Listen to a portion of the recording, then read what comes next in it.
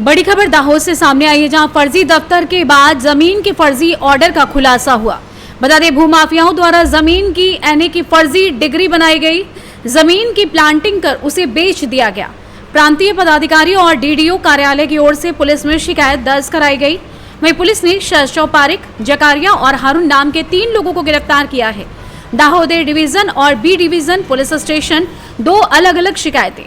शहशव Pareek, common दोनों शिकायतों में आरोपी के रूप में पेश हुए।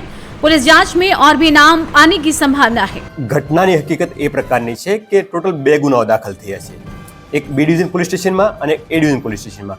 બંને જે ગુનાઓ છે એની મોડસ ઓપરેન્ડી એક પ્રકારની છે અને બંનેમાં અમુક આરોપી પણ કોમન પ્રકારના છે। તમને એવું વિગતવાર વાત કરું તો જે બી ડિવિઝનમાં ગુનો દાખલ થયો છે એમના ફરિયાદી ઇન્ચાર્જ ચીટનીશ્રી બન્યા છે ડીડીઓ સાહેબના હુકમથી। એક અમને અરજી મળી હતી, અરજીના કા પ્રાથમિક તપાસ કરી અને અમે અહેવાલ કર્યો હતો એસપી સાહેબ મારફતે, જે અંતર્ગત ડીડીઓ સાહેબે હુકમ કરી અને ઇન્ચાર્જ ચીટલિસ્ટને ફરિયાદી બનાવ્યા હતા।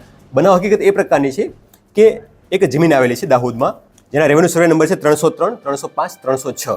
આ જમીન છે જકરિયા મહેમૂદ ટેલર નામે આવેલી છે।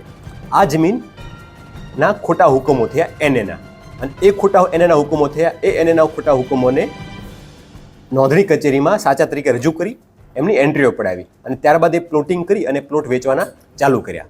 અને આ વસ્તુ અમારી તપાસમાં ધ્યાન આવી કે ખોટા હુકમો થયા છે, જે અંતર્ગત અમે રિપોર્ટ કર્યો અને આમાં ગુનો દાખલ થયો છે। આમાં જકરિયા મહેમૂદ ટેલરની અને આમાં એને કરવામાં મદદરૂપ થનાર અને જે મુખ્ય રોલ ભજવો છે એ શેષવ શ્રીસુંદર પારેખ શેષવ શિરીષ પરીખની ધરપકડ બંનેની થઈ ગઈ છે અને હાલ અમારી કસ્ટડીમાં છે અને રિમાન્ડ માંગવાની પ્રોસેસ હાલમાં ચાલુમાં છે।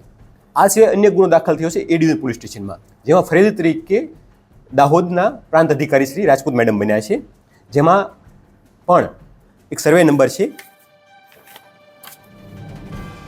376/1/1/4, જેનો પ્રાંત અધિકારી શ્રી નામનો ખોટો એનએનો હુકમ થયો છે અને આ હુકમને આધારે એમની પણ નોંધણી કરાવીને પ્લોટિંગની કામગીરી ચાલુ કરવામાં આવી હતી। આ પણ બાબત ધ્યાને આવતા તમામ રેકર્ડ આધારે એમાં પણ હારૂન રહીમ પટેલની ધરપકડ કરી છે અને એમાં પણ શેષવ શિરીષ પરીખનું નામ ખુલવા પામેલ છે, જેમની ધરપકડની પ્રોસેસ હાલમાં ચાલુમાં છે। ઓવરઓલ એવું જણાવ્યું છે કે આ લોકો ખોટા એના હુકમો કરી સરકારશ્રીની જે પ્રીમિયમ રકમ છે એ રકમ બચાવવા માટે કે પ્રીમિયમ ના ભરવું પડે તો એનો આર્થિક લાભ મેળવવાનો મુખ્ય ઉદ્દેશ એમાં જણાય આવે છે। અને આ રીતના ખોટા હુકમો કરી એમની એન્ટ્રીઓ કરાવી અને લોકો સાથે પણ ચીટિંગ થાય છે, કેમ કે જે આ એને થકી જે પ્લોટિંગ થાય છે અને જે એન્ડ યુઝર છે કે જેને આનો લાભ મળવાનો છે એ પણ આ પ્રકારની કોર્ટ પ્રોસિડિંગ કે એફઆઈઆર દ્વારા ફોજદારી પ્રક્રિયા થવાને કારણે એ લોકોને પણ ભવિષ્યમાં તકલીફ પડે કે હાલમાં તકલીફ પડી સંભાવના પૂરેપૂરી છે, તો એ લોકો પણ આ ભવિષ્યમાં ભોગ બનનાર તરીકે થઈ શકે છે। પ્રાથમિક તથ્યમાં એવું પણ જાણવા આવ્યું છે કે આ માત્ર 2 હુકમો નહીં, આ સિવાય અન્ય હુકમો પણ થયા હોઈ શકે છે, જે બાબતે અમારી તપાસ ચાલુમાં છે। આ બંને ગુનામાં અન્ય 2 આરોપીઓના નામ પ્રાથમિક દૃષ્ટિએ અમારી સામે ખુલી ગયા છે, જેમની અમે વિગતવાર તપાસ કરીને અટક કરવાની કામગીરી અમે હાલમાં તપાસમાં છીએ। આ 2 હુકમો સિવાય અન્ય પણ હુકમો હોય એવી સંભાવના નકારી શકાય નહીં।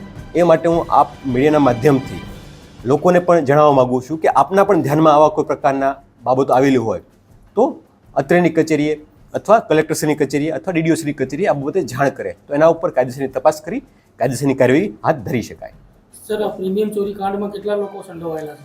અત્યારે પ્રથમ દ્રષ્ટિએ બંને ગુનાઓ છે એમાં 2 લોકો નામજોગ થઈ ગયા છે અને 2 લોકો અમારી પાસે નામ ખુલી ગયા છે, એટલે 4 લોકો અમારા ધ્યાનમાં આવ્યા છે, પણ હજી તપાસ વધુમાં ચાલુમાં છે।